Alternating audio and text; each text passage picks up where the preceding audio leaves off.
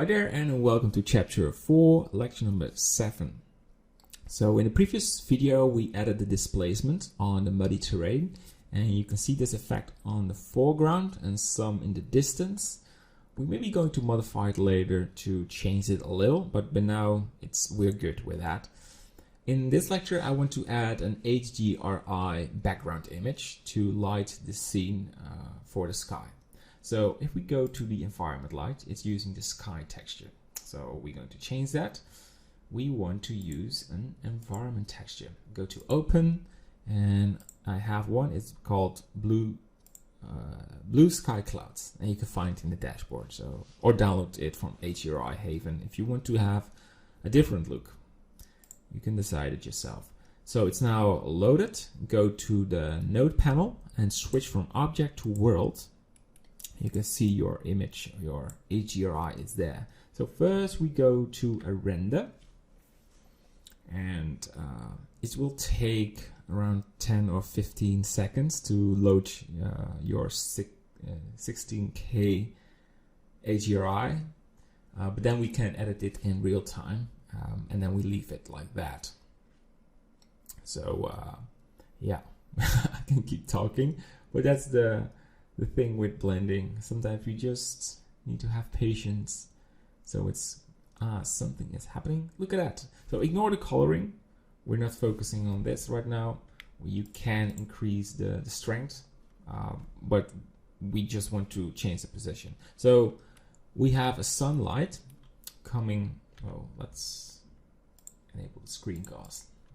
Yeah. So we have skylight coming from the left, because you can see sunlight on the left part of the cloud, but our sun lamp is coming from the right, so we need to move it, so we need to turn around it.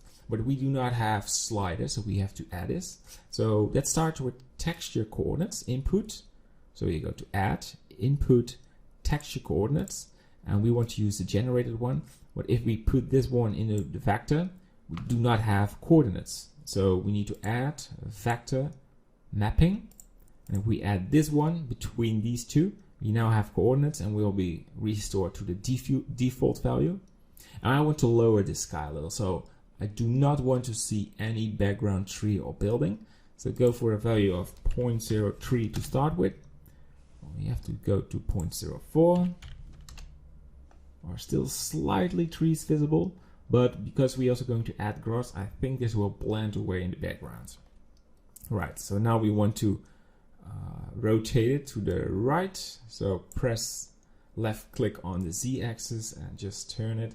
There's the sunlight, move it, move it, move it, and we have something like this.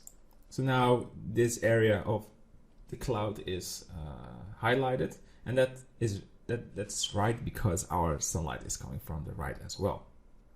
Good. Still have a little problems with these there, so maybe we go for 45.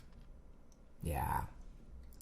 Of course you can go for a value of 0.07, but then it looks a bit weird because you fade away a lot of clouds, and that's not working well.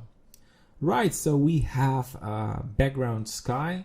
We have the terrain with the material, a water plane. I don't want to work on these materials yet because it will take a lot of performance. We are finished with the terrain. So in the next lecture, we start with making grass. This is a very exciting subject in this course because grass is the fundamental part of nature. So stay tuned. So we start with making some good looking strands. And in the end, we have bunches of grass what we can put on the terrain and makes it look realistic. All right, see you in the next lecture. Bye-bye.